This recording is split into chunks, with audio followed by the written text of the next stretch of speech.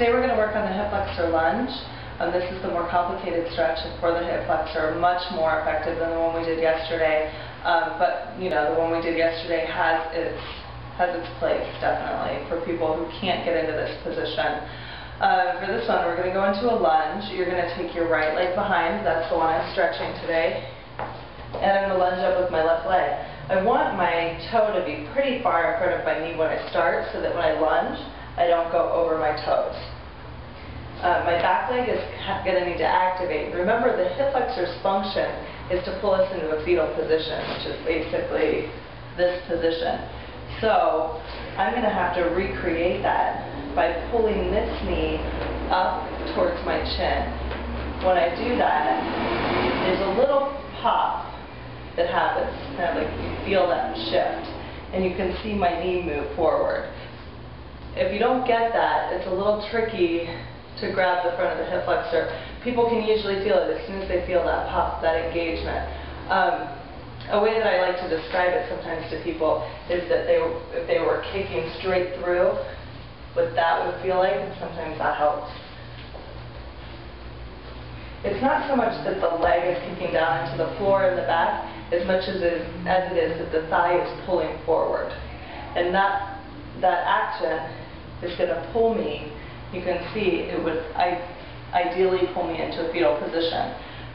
So that's our strength training motion, to pull back into that position. And remember, when we did the quads on the wall, we kept our knee, our hip, and our shoulder in alignment. But in this one, we want to move the hip flexor. So we want to see this curve. Once that's strength trained, then I can start to stretch it. I'm going to keep that engaged by trying to pull forward with my leg. I'm going to use my left leg to pull me. So those toes are really locked into the ground, and they're really pulling forward, and I can feel that open up right here.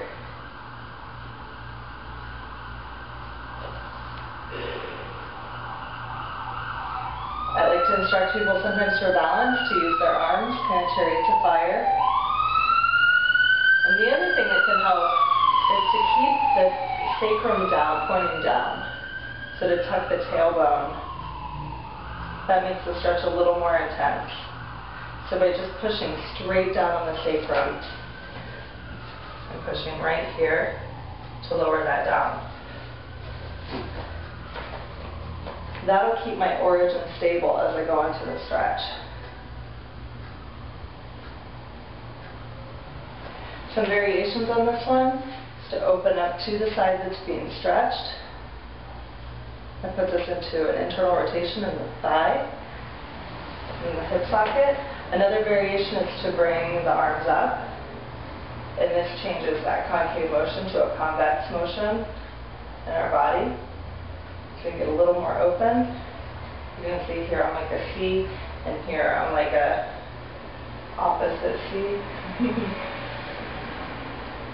Okay, so those are your variations for the hip flexor.